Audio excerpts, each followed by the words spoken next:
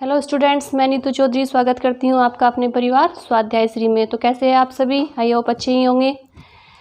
तो जो मैंने पिछली वाली क्लास दी थी वो थी सेल, और इसमें कल मैंने आपके लिए मैसेज डाला था कि कल बारिश की वजह से क्लास नहीं हो पाई थी, क्योंकि बारिश की आवाज़ आ रही थी बहुत ज़्यादा, नेटवर्क प्रॉब्लम हो रही थी बहुत ज़्यादा, इसलिए क्लास नहीं हो पाई थी। ठीक है, फिर आज की क्लास की शुरुआत करते हैं। जैसे हम डेली एक मोटिवेशनल कोड के साथ क्लास की शुरुआत करते हैं, आज भी एक मोटिवेशनल कोड के साथ क्लास की शुरुआत करेंगे। ठीक है, आज मैंने यहाँ पे लिखा हुआ नहीं है, मैं ऐसे ही बोल देती हूँ कि अभिमान को आने मत दो।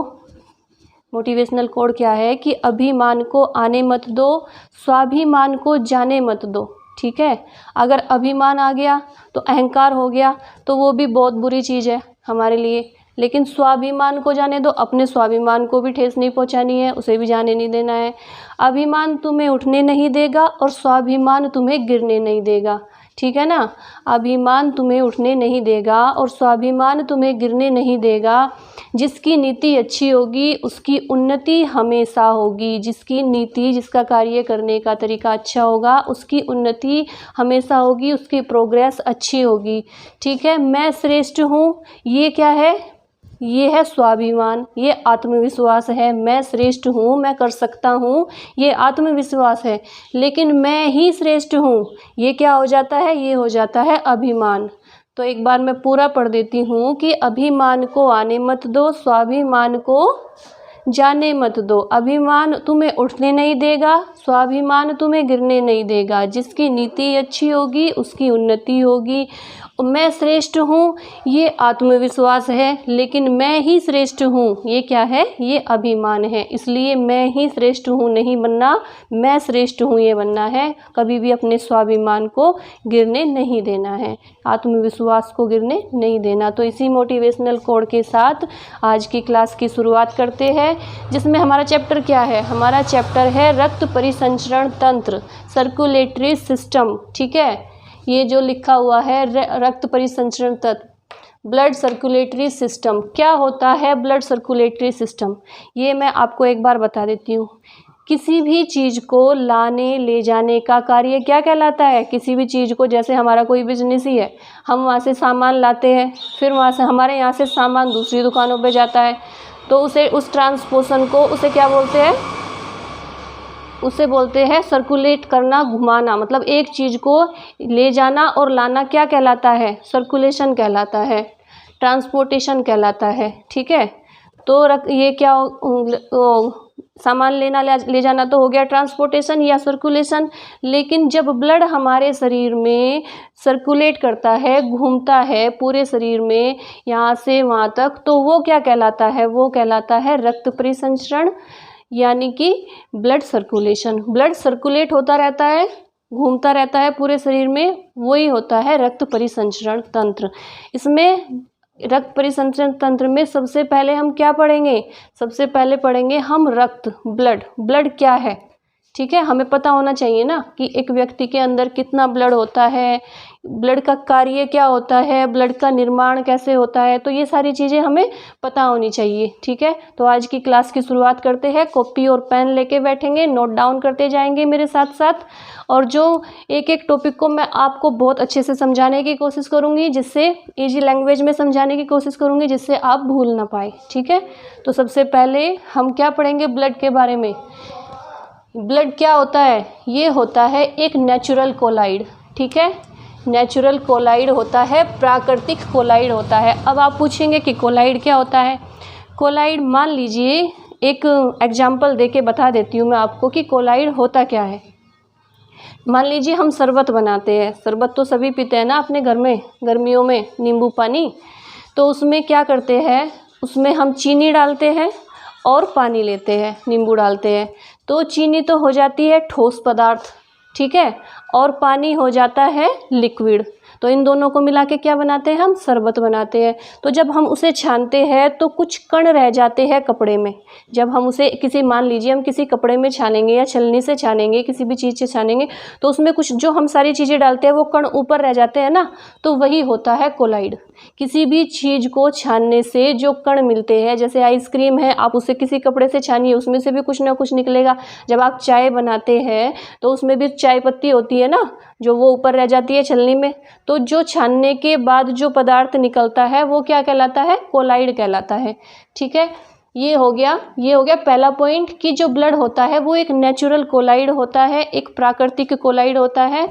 और कोलाइड क्या होता है मैंने आपको बता दिया कि ये जो छानने के बाद जो कण बच जाते हैं, फंस जाते हैं जो कपड़े के ऊपर, तो वही कपड़े के या छलनी के किसी भी चीज़ के ऊपर, तो वही क्या कहलाता है? वही कहलाता है कोलाइड। ठीक है, अब ये ब्लड स्टोर कहाँ पे होता है? ये भी तो पता होना चाहिए कि हमारा जो ब्लड होता है शरीर में वो कहाँ पे रहता है, कहाँ पे स्टोर रहता है, उसका संग्रह कहाँ पे होता है। तो आप बोलेंगे कि हार्ट में होता है, हार्ट में नहीं होता। कुछ लोग बोलते हैं कि दिल में होता है ब्लड इकट्ठा, लेकिन दिल में थोड़ा ही होता है ब्लड इकट्ठा। अगर दिल में ब्लड इकट्ठा हो जाएगा तो हार्ट अटैक आ जाएगा। ठीक है, तो कहाँ पे होता है हमारे ब्लड का जो संग्रह होता है वो कहाँ पे होता है? वो होता है स्प्लीन में। स्प्लीन को क्या बोलते हैं हिंदी में? प्लीहा बोलते हैं या तिल्ली भी बोलते हैं। ठीक है, तिल्ली भी लिख देती हूँ मैं यहाँ पे, या तिल्ली। ठीक है, तो इसे ये जो होता है ब्लड, ये कहाँ पे स्टोर होता है? ये होता है हमारे पेट में बाईं ओर। क्या होता है? एक उदर, पेट को क्या बोलते हैं? उदर बोलते हैं ना पेट को। तो बाईं ओर पेट में होती है उदर गुहा, और उदर गुहा में होता है स्प्लीन, और स्प्लीन में होता है ब्लड का संग्रह। ठीक है, तो पता चल गया ना ब्लड का संग्रह कहाँ पे होता है? ब्लड का संग्रह होता है स्प्लीन में, प्लीहा में, जिसे क्या बोलते हैं? तिल्ली भी बोलते हैं।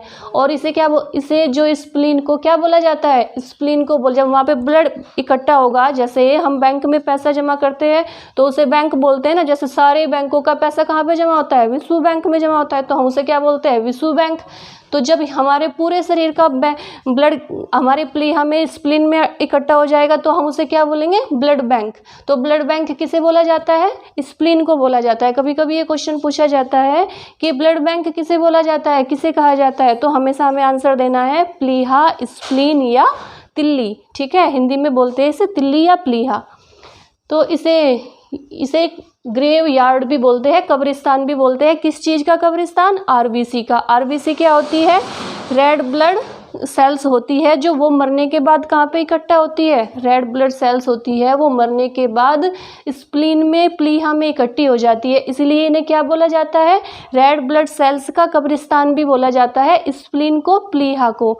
ठीक है, अब दो चीज़ें आपको पता चल गई कि ब्लड, एक तो नेचुरल कोलाइड होता है, एक जो सेकंड बात है वो आपको पता चल गई कि ब्लड का स्टोर कहाँ पे होता है, ब्लड का संग्रह कहाँ पे होता है। तो कहाँ पे होता है? स्प्लीन में होता है। और स्प्लीन को ब्लड बैंक बोला जाता है। और ग्रेवयार्ड या कब्रिस्तान या कब्र क्यों बोला जाता है? क्योंकि जब आरबीसी ब्लड, जो ये रेड ब्लड सेल्स होती है, जो वो मर जाती है तो वो मरने के बाद कहाँ पे इकट्ठा होती है? स्प्लीन में इकट्ठा होती है। इसलिए स्प्लीन को रेड ब्लड सेल्स का कब्रिस्तान भी बोला जाता है। ठीक है, इन सारी चीज़ों का एक एक पॉइंट मैं यहाँ पे नोट डाउन कर देती हूँ। सेकंड वाले पॉइंट का आप लिख लीजिए कि आरबीसी को क्या बोला जाता है? आरबीसी मरने के बाद कहाँ पे इकट्ठी होती है? स्प्लीन में इकट्ठा हो जाती है। मरने के बाद जब आरबीसी मर जाती है तो वो हो जाती है स्प्लीन या प्लीहा में इकट्ठी। ठीक है, प्लीहा या तिल्ली में संग्रहित हो जाती है या इकट्ठी हो जाती है। ठीक है, तो उसे क्या बोला जाता है? आरबीसी का, उसे बोला जाता है आरबीसी का कब्रिस्तान। स्प्लीन को, तो स्प्लीन को आरबीसी का कब्रिस्तान बोला जाता है। रेड ब्लड सेल्स, आरबीसी होती है रेड ब्लड सेल्स या कार्पल्स, रेड ब्लड कार्पल्स का कब्रिस्तान बोला जाता है। यहाँ पे हम पढ़ेंगे रेड ब्लड सेल्स को, बाद में पढ़ेंगे जब ये वाला टॉपिक आ जाएगा। कब्रिस्तान कहा जाता है। ठीक है,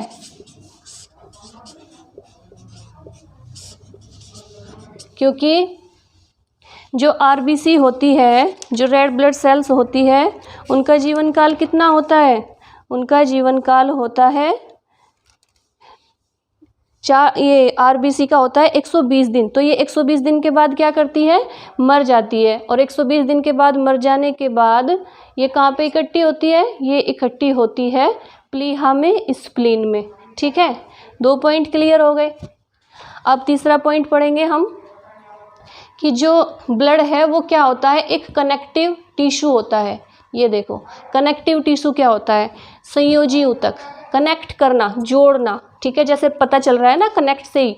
तो ये क्या करता है ब्लड, ये हमारे शरीर में सारी कोशिकाओं को जोड़ कर रखता है। जोड़ कर रखने का कार्य किसका होता है, ब्लड का होता है। तो इसे हम क्या कहेंगे, कनेक्टिव टिश्यू कहेंगे, संयोजी ऊतक कहेंगे। जब हम ऊतक वाला चैप्टर पढ़ेंगे तो उसमें एक एक टिश्यू को अच्छे से डिफाइन करेंगे, तब आपको पता चल जाएगा कि ये संयोजी ऊतक क्या होता है, तंत्रिक वो जो पेशी है ऊतक है वो क्या होते हैं, जितने सारे ऊतक होते हैं 4 प्रकार के, वो कौन कौन से होते हैं, क्या होता है। अभी हमें खाली इतना ही पढ़ना है कि ये एक प्रकार का ब्लड क्या होता है, संयोजी ऊतक होता है, कनेक्टिव टिश्यू होता है। ठीक है, इसके बाद जो 4 पॉइंट है वो क्या पढ़ेंगे, पीएच मान। ब्लड का पीएच मान होता है वो कितना होता है, तो आप सबको पता होना चाहिए कि ब्लड का पीएच मान होता है 7.4 क्षार। क्षार को इंग्लिश में बोलते हैं बेस। जब 7 से ज़्यादा हो जाता है, जब पीएच 7 से ज़्यादा हो जाता है तो उसे बोलते हैं क्षार। और जब 7 से ज़्यादा हो जाता है तो उसे बोलते हैं क्षार। और जब 7 ही रहता है तो उसे बोलते हैं न्यूट्रन। और जब 7 से कम होता है तो उसे बोलते हैं एसिड। तो क्या होता है, जो ब्लड का पीएच मान होता है ये जब 7 से ऊपर चला गया तो यहाँ पे क्या बोलेंगे, इसे क्षार बोलेंगे, और इंग्लिश में बोलते हैं इसे बेस। ठीक है, तो एक बार और रिपीट कर देती हूँ कि जो ब्लड का जो पीएच मान होता है ब्लड का वो कितना होता है, 7.4 होता है। जब ये 7 होता है तो उसे बोलते हैं न्यूट्रल्स। जब ये होता है 7 से कम तो उसे बोलते हैं एसिड। और जब ये 7 से ज़्यादा होता है तो उसे बोलते हैं बेस या क्षार। ठीक है, 4 पॉइंट हो गया। अब नेक्स्ट पॉइंट करेंगे। नेक्स्ट पॉइंट क्या है कि ये मेल में और फीमेल में कितना लीटर ब्लड पाया जाता है, कितना लीटर खून पाया जाता है। खून अजीब सा लगता है बोलने में, ब्लड ही बोलेंगे, रक्त ही बोलेंगे। ठीक है, तो ये है जो मेल में है वो कितना लीटर होता है, पुरुष में होता है 5.5 लीटर, 5.5 लीटर। और जो फीमेल है उसमें कितना होता है, उसमें होता है 5 लीटर। तो ये भी रीज़न पता होना चाहिए हमें कि मेल में 5.5 क्यों होता है और फीमेल में 5 क्यों होता है। अब जिनकी शादी हो रखी है उनसे पूछिए जेंट्स से, तो वो बोलते हैं कि फीमेल में 5 लीटर इसलिए होता है कि वो शादी के बाद आधा लीटर हमारा खून पीती है, इसलिए वो पहले से ही जगह बना के रखती है कि आधा लीटर खून अपने पतियों का पीना है। ठीक है, लेकिन ये रीज़न नहीं है, क्योंकि रीज़न क्या है, मेन रीज़न क्या होता है कि जो फीमेल होती है उनमें हीमोग्लोबिन की कमी होती है। ठीक है, और हीमोग्लोबिन को किससे दर्शाते हैं, HB से। जो हीमोग्लोबिन होता है उसकी कमी के कारण फीमेल के अंदर जो ब्लड होता है वो 5 लीटर होता है, मेल से आधा लीटर कम होता है। और मेल में हीमोग्लोबिन ज़्यादा होता है, इसलिए वो उसमें 5.5 लीटर ब्लड होता है। ठीक है, अब क्या है कि ये तो आपको पता चल गया कि मेल में और फीमेल में कितना ब्लड होता है। अब हमें देखना है कि ब्लड का निर्माण कहाँ पे होता है, ब्लड बनता कैसे है, कहाँ पे बनता है शरीर में। एक वयस्क में, एक जवान व्यक्ति में, मतलब ठीक जब बड़ा हो जाता है व्यक्ति उसमें। और जब भ्रूण क्या बोलते हैं, एक भ्रूण में वो ब्लड होता है वो कहाँ पे बनता है, भ्रूण बोलते हैं उस बच्चे को जो माँ के पेट में होता है। जब तक उसका जन्म नहीं होता तब तक उसे क्या बोलेंगे, उसे भ्रूण बोलेंगे। भ्रूण को क्या बोलते हैं, इंग्लिश में बोलते हैं एम्ब्रॉय। ठीक है, तो जब तक बच्चा माँ के गर्भ में होता है तब तक उसे कहा जाता है भ्रूण। और जब बच्चे का जन्म हो जाता है तब उसे कहा जाता है बच्चा। ठीक है, तो ये जो होता है ब्लड, ये एक वयस्क व्यक्ति में कहाँ पे बनता है, ये बनता है अस्थि मज्जा में। वयस्क व्यक्ति में कहाँ पे निर्माण होता है ब्लड का, अस्थि मज्जा। अस्थि मज्जा क्या होती है, बोन मैरो। बोन मैरो कहाँ पे होती है, ये हड्डियों में होती है। हड्डियों के बीच में, हमारी हड्डियों के बीच में क्या होता है, एक जाली नुमा रचना होती है इस प्रकार की। जैसे मान लीजिए ये है बोन मैरो, और यहाँ पे ये हो गई जालीनुमा रचना। ठीक है, ये जालीनुमा रचना होती है, ये हड्डियों के बीच में होती है।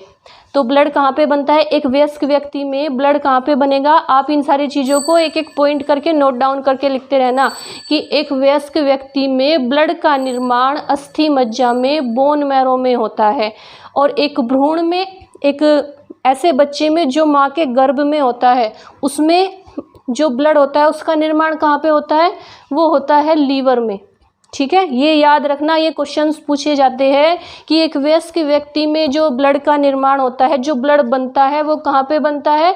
वो बनता है बोन मैरो में, अस्थि मज्जा में। लेकिन जो एक भ्रूण होता है, एम्ब्रोय होता है, जो माँ के गर्भ में एक बच्चा होता है, उसमें जो ब्लड होता है वो कहाँ पे बनता है? तो वो बनता है लीवर में। ठीक है, याद रखने वाली चीज़ें हैं।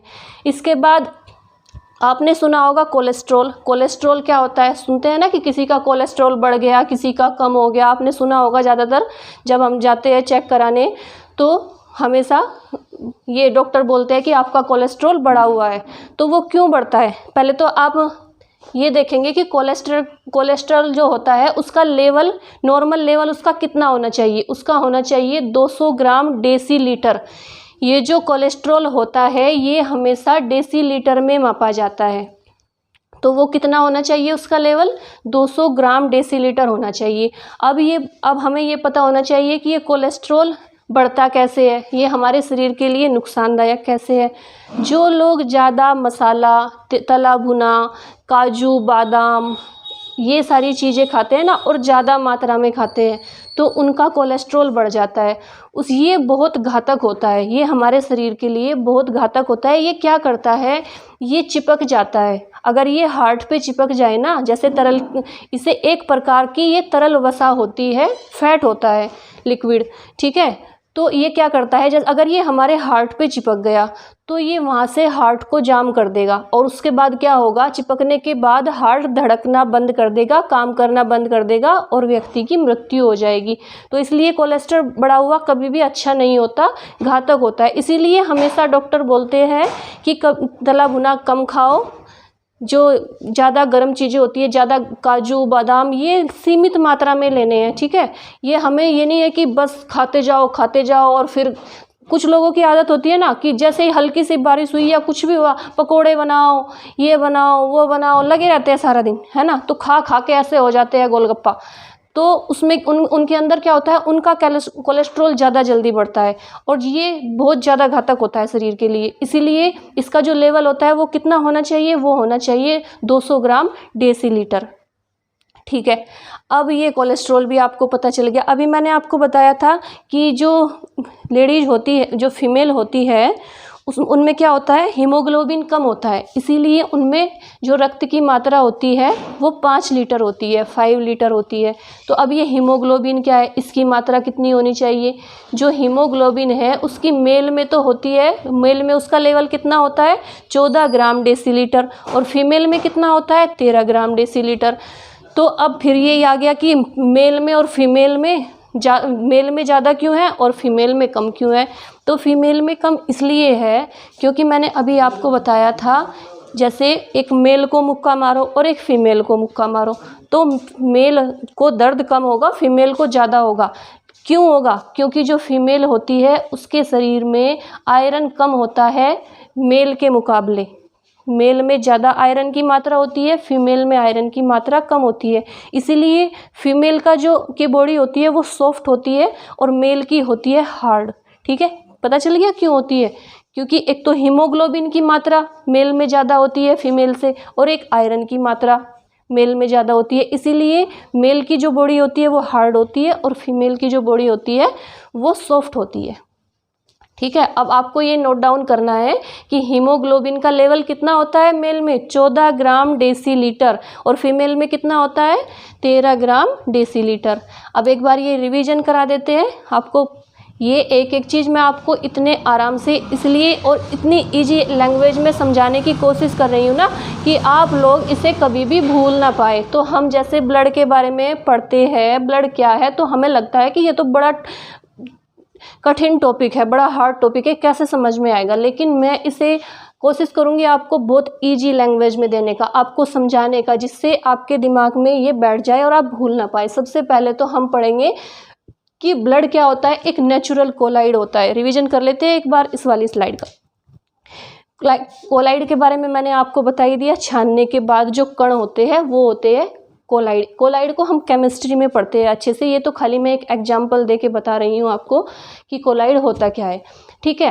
सेकंड क्या बताया मैंने कि जो ब्लड होता है उसका स्टोर कहाँ पे होता है, वो होता है स्प्लीन में, प्लीहा में। इसे क्या बोलते हैं, इसे तिल्ली भी बोलते हैं। जो हमारे पेट में बाईं ओर लेफ्ट साइड एक होती है उदर गुहा, उदर गुहा में होता है स्प्लीन या प्लीहा, उसी में होता है ब्लड स्टोर, यानी ब्लड का संग्रह होता है। और ये क्या होता है, ये जो इसे आरबीसी का कब्रिस्तान क्यों बोला जाता है, इसे ब्लड बैंक भी बोला जाता है। जब सारे शरीर का ब्लड इकट्ठा यहाँ पे होगा, इसमें होगा ब्लड, इसमें स्प्लीन में, तो उसे क्या बोला जाएगा, ब्लड बैंक बोला जाएगा। और इसे कब्रिस्तान या ग्रेवयार्ड भी बोला जाता है आरबीसी का। आरबीसी का कब्रिस्तान क्यों बोला जाता है स्प्लीन को, क्योंकि आरबीसी मरने के बाद स्प्लीन में इकट्ठा हो जाती है, ठीक है। क्योंकि वो उनका जीवन काल कितना होता है, 120 दिन का होता है। 120 दिन के बाद आरबीसी मर जाती है, तो मरने के बाद कहाँ पे इकट्ठा हो जाती है, ग्रेवयार्ड में, यानी कब्र, इसमें स्प्लीन में यानी प्लीहा में इकट्ठा हो जाती है। नेक्स्ट बताया मैंने कि ब्लड क्या है, एक कनेक्टिव टिश्यू है जो पूरी बॉडी की जो सेल्स होती हैं उन सबको जोड़ने का कार्य करता है। इसका पीएच मान कितना होता है, 7.4 होता है। 7 से जो नीचे का होता है उसे क्या बोलते हैं, एसिड बोलते हैं। जो 7 तक होता है पीएच मान वो क्या बोलता है, न्यूट्रल्स बोलते हैं। और जो 7 से ऊपर चला जाता है उसे क्या बोलते हैं, क्षार या बेस बोलते हैं, ठीक है। अब ये मेल में कितने लीटर ब्लड पाया जाता है और फीमेल में कितने लीटर ब्लड पाया जाता है। मेल में पाया जाता है 5.5 लीटर, 5.5 लीटर, और फीमेल में पाया जाता है 5 लीटर। क्यों पाया जाता है, क्योंकि फीमेल में हीमोग्लोबिन की मात्रा कम होती है, ठीक है। अब आता है कि इसका निर्माण कहाँ पे होता है ब्लड का। तो जो वयस्क व्यक्ति होते हैं, जो यंग व्यक्ति होते हैं, उनमें कहाँ पे होता है, बोन मैरो में होता है। बोन मैरो मैंने आपको बताई, एक हड्डियों के बीच में एक जालीनुमा प्रकार की रचना होती है, उसे क्या बोलते हैं, उसे बोलते हैं बोन मैरो या अस्थि मज्जा। तो ये कहाँ पे होता है ब्लड, वयस्क व्यक्ति में निर्माण कहाँ पे होता है, अस्थि मज्जा में होता है। लेकिन जब तक एक बच्चा माँ के पेट में रहता है, भ्रूण में रहता है, एम्ब्रॉय में बोलते हैं भ्रूण को, तब तक उसमें ब्लड का निर्माण कहाँ पे होता है, लीवर में होता है, ठीक है। नेक्स्ट पॉइंट क्या बताया, कोलेस्ट्रॉल के बारे में। कोलेस्ट्रॉल मैंने बता ही दिया आपको क्या होता है, और हीमोग्लोबिन क्या होता है ये भी मैंने बता दिया, ठीक है। हीमोग्लोबिन का लेवल कितना होता है, मेल में होता है 14 ग्राम डेसीलीटर, 14 ग्राम प्रति डेसीलीटर बोलेंगे इसे। और इसमें फीमेल में क्या होता है, 13 ग्राम प्रति डेसीलीटर, ठीक है। अब नेक्स्ट चलेंगे, अब चलते हैं हम फंक्शंस ऑफ ब्लड। रक्त के कार्य क्या होते हैं, हिंदी में भी लिख देती हूँ मैं, रक्त के कार्य। रक्त हमारे शरीर में कौन कौन से कार्य करता है, इसका हमारे शरीर में क्या कार्य होता है, अब ये देखते हैं। सबसे पहले क्या होता है, ताप नियंत्रण।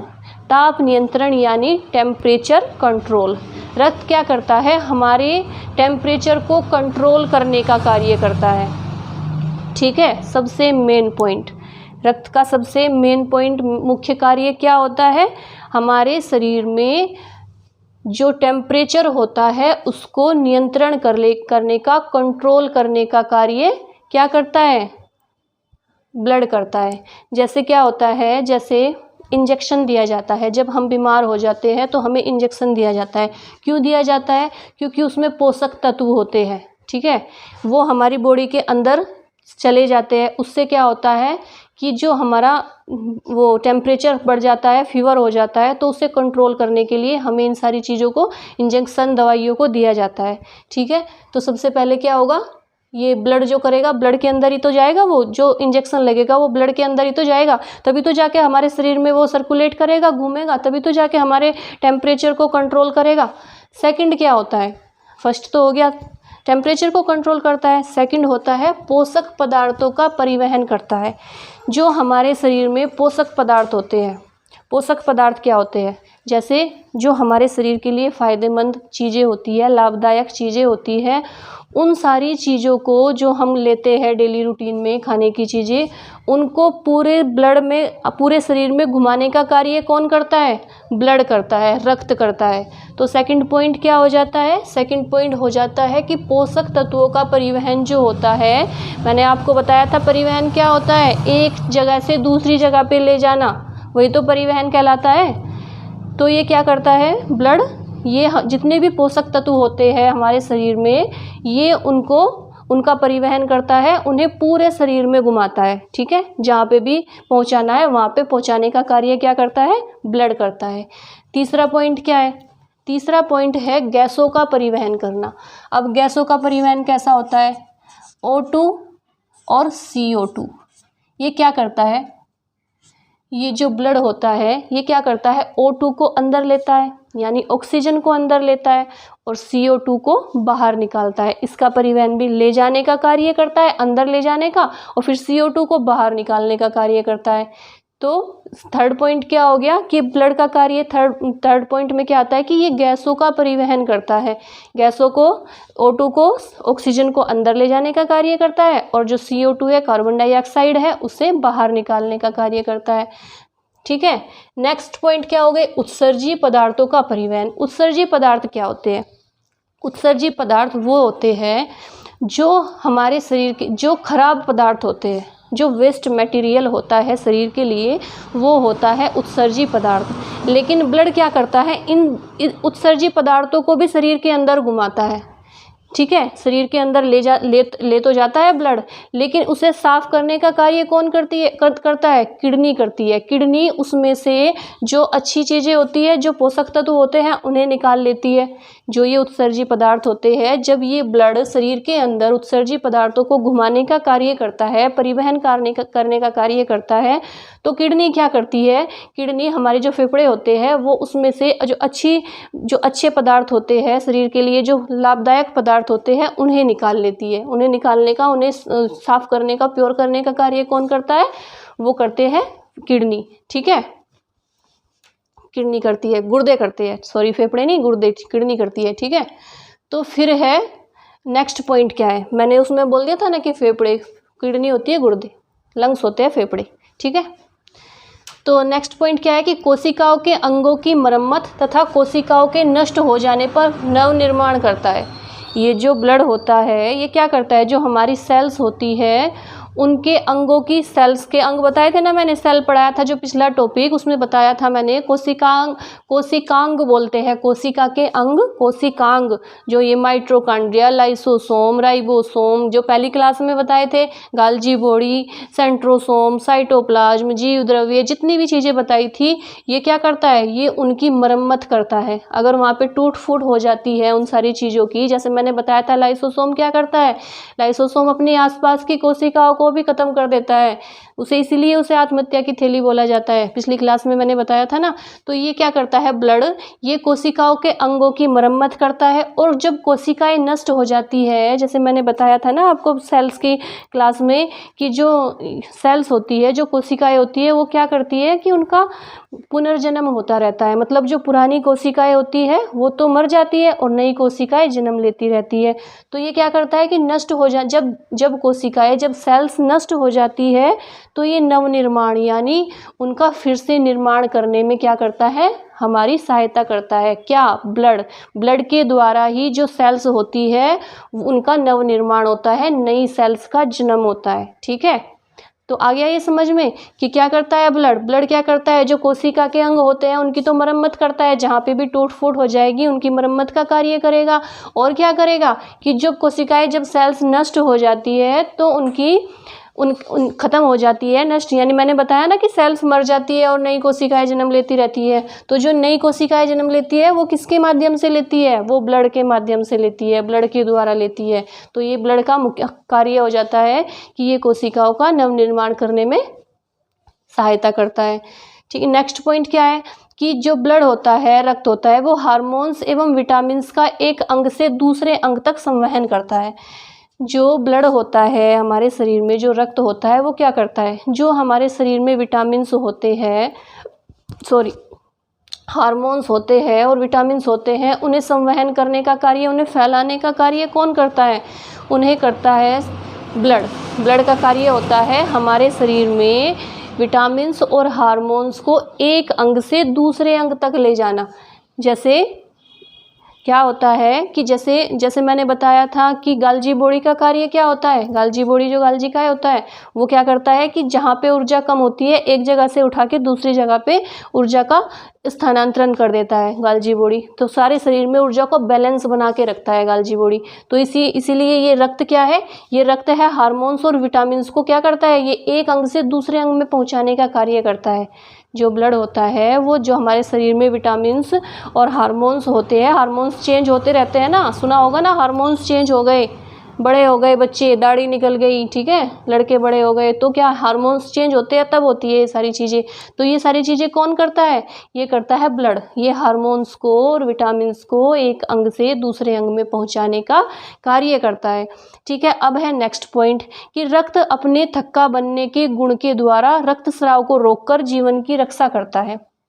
जो ब्लड होता है, रक्त का थक्का जमना, अभी जो टॉपिक आएगा अगला, मतलब अगली क्लास में होगा, उसमें मैं आपको बताऊंगी रक्त का थक्का कैसे जमता है। ठीक है ना, अभी हम यहाँ पे पढ़ना शुरू करेंगे तो फिर ये वाला टॉपिक रह जाएगा। तो रक्त, ये जो होता है ब्लड, ये क्या करता है कि जो रक्त, ये इसका गुण होता है रक्त का, अपने रक्त का जो गुण होता है वो होता है अपना थक्का जमाना। थक्का बनने का जो गुण होता है इसका क्या करता है? ये उसे रक्त स्राव के द्वारा रोककर, उसे जो थक्का बनने का इसका गुण होता है ब्लड का, उसे ये क्या करता है? रक्तस्राव के द्वारा रोककर हम क्या करता है? जीवन की रक्षा करता है। तो ये वाला पॉइंट, रक्त, ये जो थक्का है ना, रक्त का थक्का बनना, ये आपको मैं डिटेल में बताऊंगी अगली क्लास में कि रक्त का थक्का कैसे बनता है। ठीक है, तो ये नेक्स्ट पॉइंट हो गया, ये हमने पढ़ लिया। ये हमने ब्लड के फंक्शंस पढ़ लिए, कार्य पढ़ लिए कि हमारे शरीर में रक्त के कार्य क्या होता है। ये हमने बेसिक नॉलेज ले ली कि रक्त कहाँ पे स्टोर होता है, ये क्या है, एक नेचुरल कोलाइड है, इसका पीएच मान कितना होता है, इसका निर्माण कहाँ पे होता है, इसमें कोलेस्ट्रॉल की मात्रा कितनी होती है और इसमें हीमोग्लोबिन की मात्रा कितनी होती है, ये पढ़ लिया।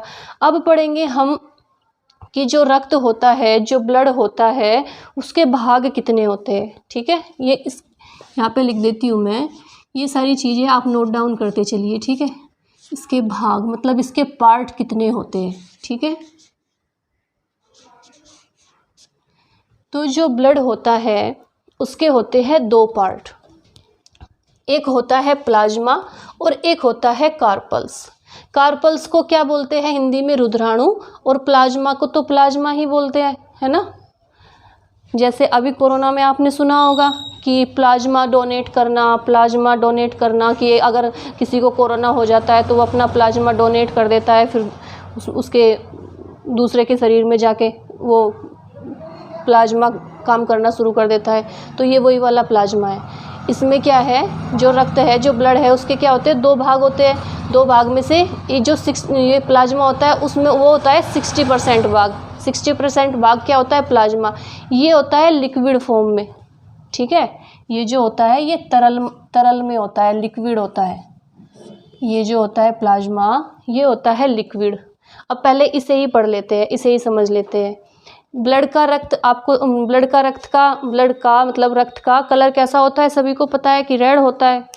ठीक है, अगर इसके इनके अंदर एक ये विशेष प्रकार की चीज़ पाई जाती है, ये क्या होती है? फाइब्रोनोजन और प्रोथ्रोम्बिन। ये क्या करते हैं? ये दोनों, ये ब्लड को गाढ़ा करने का कार्य करते हैं। मान लीजिए कि ब्लड में से इन दोनों को निकाल दिया जाए, जो ब्लड होता है उसमें से इन दोनों को निकाल दिया जाए, तो ये अगर इसे एक को भी निकाल दिया जाए, फाइब्रोजन को भी निकाल दिया जाए, तो ब्लड का कलर कैसा हो जाता है? येलो हो जाता है, हल्का पीला हो जाता है। यानी कि कलर, जो ब्लड होता है वो हल्का हो जाता है। और ये क्या करता है? फाइब्रोनोजन क्या करता है? ये ब्लड को गाढ़ा करने का कार्य करता है। ठीक है, और अगर इन दोनों ये दोनों इसमें से निकाल दिए जाते हैं तो ब्लड क्या रह जाता है? वो रह जाता है, एक हल्के पीले कलर का पदार्थ रह जाता है। और ये जो है फाइब्रोनिरोजन और प्रोथ्रोम्बिन, ये क्या करते हैं, ये ब्लड को गाढ़ा करने का कार्य करते हैं। ठीक है, ये प्लाज्मा में जो होता है ये 60% भाग होता है, और जो ब्लड का जो 60% भाग होता है वो होता है प्लाज्मा, और जो ब्लड का 40% भाग होता है उसे बोलते हैं रुधिराणु या कार्पल्स। इसमें तो ये दोनों चीज़ें पाई जाती है, फाइब्रोनोजन और प्रोथ्रोम्बिन जो प्लाज्मा होता है। अगर इसमें से इन्हें निकाल दिया जाए तो क्या होगा कि जो प्लाज्मा का कलर है वो हल्का हो जाता है। ठीक है, और ये जो है कार्पल्स इन 40% में जो आते हैं, इसके अंदर क्या क्या आते हैं कार्पल्स के अंदर, ये आती है आरबीसी, डब्ल्यूबीसी और प्लेटलेट्स। ये आपने सुना ही होगा, red blood carpals, white blood carpals और प्लेटलेट्स। ये होती है लाल रंग की, जैसे नाम से ही पता चलता है रेड, ये होती है वाइट कलर की, और ये प्लेटलेट्स होती है। अब इन्हें टेक्निकल भाषा में क्या बोला जाता है, टेक्निकल लैंग्वेज में कभी कभी क्वेश्चन आता है कि आरबीसी को टेक्निकल लैंग्वेज में क्या बोला जाता है, तो आरबीसी को टेक्निकल लैंग्वेज में बोला जाता है एरिथ्रोसाइट। ठीक है, एरिथ्रोसाइट की संख्या कितनी होती है हमारे शरीर में, 50 लाख।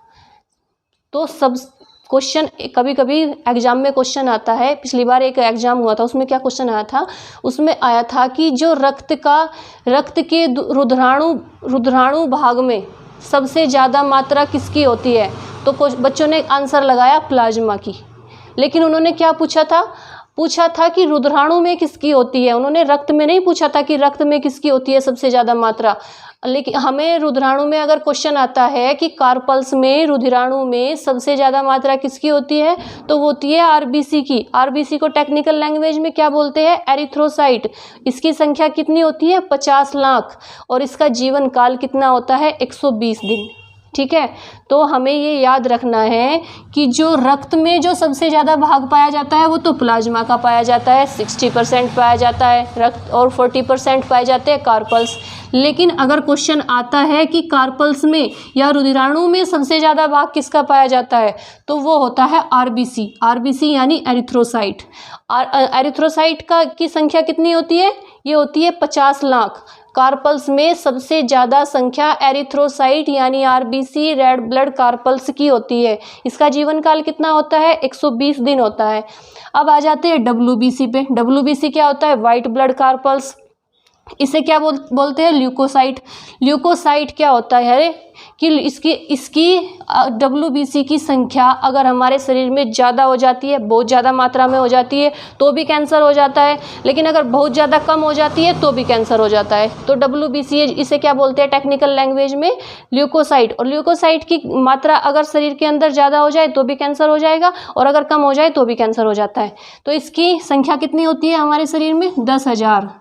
ठीक है, ल्यूकोसाइट डब्ल्यूबीसी की संख्या होती है 10,000, आरबीसी की होती है 50 लाख।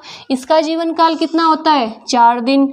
आरबीसी का जीवन काल कितना होता है, 120 दिन। और तीसरा क्या होता है, प्लेटलेट्स। प्लेटलेट्स को टेक्निकल लैंग्वेज में क्या बोला जाता है, थ्रोम्बोसाइट। थ्रोम्बोसाइट का जो कितनी संख्या होती है, 2 लाख। जो प्लेटलेट्स होती है उसे बोला जाता है टेक्निकल लैंग्वेज में थ्रोम्बोसाइट। थ्रोम्बोसाइट की संख्या कितनी होती है, 2 लाख। इसका जीवन काल कितना होता है, 7 दिन का होता है। ठीक है, अब एक बार फिर से रिपीट कर देती हूँ कि जो ब्लड होता है उसे 2 पार्ट में डिवाइड किया जाता है। पहला पार्ट आ जाता है प्लाज्मा। ब्लड का जो 60% वाला भाग होता है ब्लड के अंदर उसे बोलते हैं प्लाज्मा।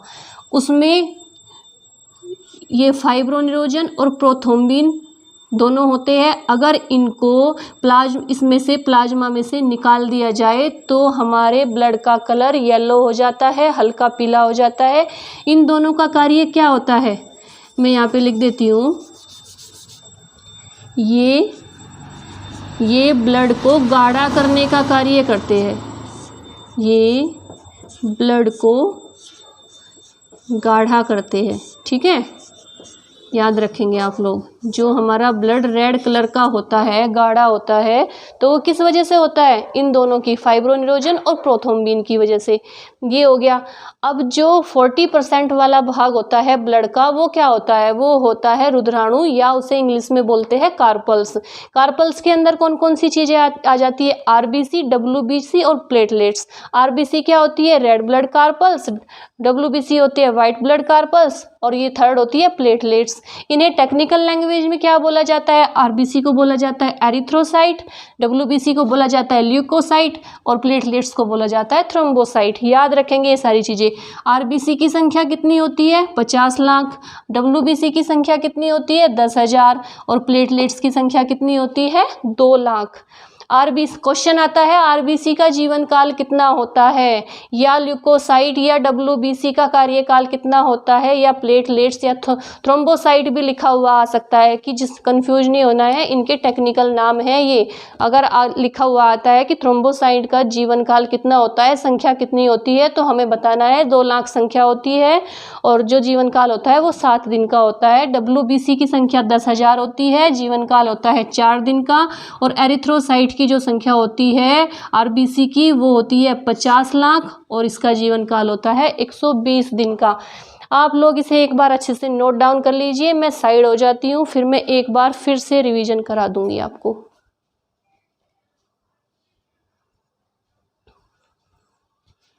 ठीक है,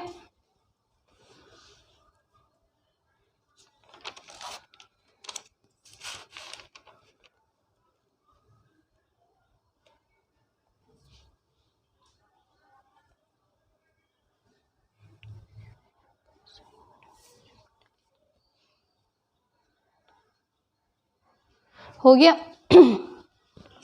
तो एक बार फिर से हल्का सा रिवीजन कर लेते हैं। इसका तो रिवीजन मैंने आपको करा ही दिया है, इनका करा देती हूँ। ठीक है, तो सबसे पहले ये ब्लड के जो फंक्शंस होते हैं, कार्य होते हैं, सबसे पहले क्या करते हैं? ताप नियंत्रण करते हैं।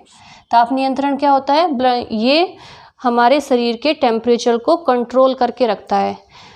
जब कभी आपने देखा होगा कि, एक एग्जांपल और दे देती हूँ, कि किसी को मलेरिया हो जाता है, मलेरिया की बीमारी होती है, तो मलेरिया में क्या होता है? ये जो मलेरिया में स्प्लीन होता है ना, स्प्लीन, प्लीहा, वो खराब होना शुरू हो जाता है। जो शरीर में स्प्लीन या प्लीहा या तिल्ली बोलते हैं उसे, मलेरिया की बीमारी में वो खराब होना शुरू हो जाता है। तो धीरे धीरे व्यक्ति का टेम्परेचर डाउन होने लगता है, टेम्परेचर गिरने लगता है। ठीक है, तो ये क्या करता है? ये जो ब्लड करता है, ये तापमान को, शरीर के टेम्परेचर को कंट्रोल करने का, नियंत्रण करने का कार्य करता है। ठीक है, सेकंड पॉइंट मैंने क्या बताया कि पोषक तत्वों का, पोषक पदार्थों का परिवहन करता है। जितने भी पोषक पदार्थ होते हैं, ये सारे शरीर में घुमाने का, सर्कुलेट करने का कार्य कौन करता है? ये करता है, ब्लड करता है। ठीक है, उत्सर्जी पदार्थों का परिवहन करता है। उत्सर्जी पदार्थों का परिवहन करता है। जो हमारे शरीर में जितने भी खराब पदार्थ होते हैं, उत्सर्जी पदार्थ होते हैं, उनका परिवहन कौन करता है? ब्लड करता है। कोशिकाओं के अंगों की मरम्मत करता है, और कोशिकाओं के नष्ट हो जाने के बाद नई कोशिकाओं के निर्माण में ये सहायता करता है। नई कोशिकाओं का जो निर्माण होता है वो किसकी वजह से होता है? ब्लड की, रक्त की वजह से होता है। और क्या करता है रक्त? हार्मोन्स एवं विटामिन से एक का क्या करता है? एक अंग से दूसरे अंग में पहुंचाने का कार्य कौन करता है? ब्लड करता है। और रक्त अपने थक्का जमने के गुण के कारण क्या करता है? कि रक्त स्राव को रोककर जीवन की रक्षा करता है। ये हो जाते हैं ब्लड के कार्य। मैंने यहाँ पे बता दिया, ब्लड के 2 भाग होते हैं, प्लाज्मा और कार्पल्स। 60% होता है वो प्लाज्मा होता है, जो 40% होता है वो होता है रुधिराणु या कार्पल्स। इसमें जो 2 प्रकार के ये फाइब्रोजन और प्रोथ्रोम्बिन पाए जाते हैं, उन्हें अगर ब्लड से निकाल दिया जाता है तो ब्लड का कलर हल्का हो जाता है और ब्लड पतला हो जाता है। ये क्या करते हैं? ये दोनों ब्लड को गाढ़ा करने का कार्य करते हैं। कार्पल्स के अंदर कौन कौन सी चीज़ें आती है? आरबीसी, डब्ल्यूबीसी और प्लेटलेट्स। ये मैंने आपको बता ही दिया कि आरबीसी की जो टेक्निकल नाम है वो एरिथ्रोसाइट है, उसकी संख्या 50 लाख है, उसका जीवन काल 120 दिन है। डब्ल्यूबीसी का टेक्निकल नाम क्या है? ल्यूकोसाइट है, संख्या 10,000 है, इसका जीवन काल 4 दिन है। और जो प्लेटलेट्स होती है उसका वो क्या है? टेक्निकल नाम है थ्रोम्बोसाइट, संख्या है 2 लाख, और जो जीवन काल होता है वो होता है 7 दिन का। आरबीसी मैंने आपको बताया था कि आरबीसी मरने के बाद कहाँ पे स्टोर हो जाती है? प्लीहा में स्टोर हो जाती है। इसीलिए प्लीहा को आरबीसी का क्या बोला जाता है? कब्रिस्तान बोला जाता है। ठीक है, ये टॉपिक है हमारा रक्त परिसंचरण तंत्र। इसमें हमने अभी पढ़ा ब्लड के बारे में, जो आगे का टॉपिक है वो कल पढ़ेंगे। और जो रक्त परिसंचरण तंत्र है इसकी खोज किसने की थी? इसकी खोजकर्ता का नाम लिख लेते हैं। इसकी खोज की थी विलियम हार्वे ने।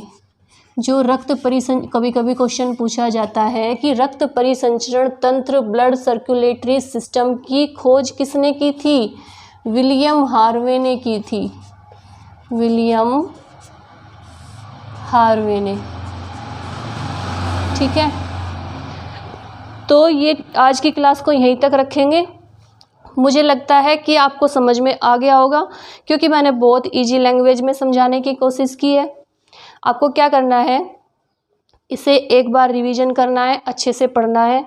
फिर जैसे कल की क्लास होगी तब इसे एक बार फिर से पढ़ के आना है, तो आप इसे कभी भी भूल नहीं पाओगे। हमें ये जो टॉपिक है ये भी थोड़ा, जैसे बायोलॉजी में क्या होता है कि टॉपिक थोड़े बड़े बड़े होते हैं, एक एक करके डिफाइन करना पड़ता है। अगर हम एकदम से खिचड़ी पका दें ना तो हम उसे याद नहीं कर पाएंगे। इसमें हम थोड़ा थोड़ा करेंगे तभी हम उसे याद कर पाएंगे। तभी हम क्लास लेते हैं 40-45 मिनट, इतने की लेते हैं, तभी तो जाके ये हमारे दिमाग में सेट होगी ना। अभी मैं पूरा रक्त परिसंचरण तंत्र पढ़ा दूँ, अभी 2 घंटे की क्लास लगा दो तो वो सर के ऊपर से जाएगा, वो कुछ समझ में नहीं आएगा आपको। तो आपको धीरे धीरे पढ़ना है, धीरे धीरे करना है इन सारी चीज़ों का रिवीजन। ठीक है, फिर आज की क्लास के लिए इतना ही रखते हैं। आप सबको ये अगर मेरी क्लास अच्छी लगती है, समझ में आती है, तो ज़्यादा से ज़्यादा शेयर करेंगे, लाइक करेंगे और चैनल को सब्सक्राइब करेंगे। ठीक है, तो आज के लिए इतना ही। थैंक यू, धन्यवाद। जय हिंद, जय भारत।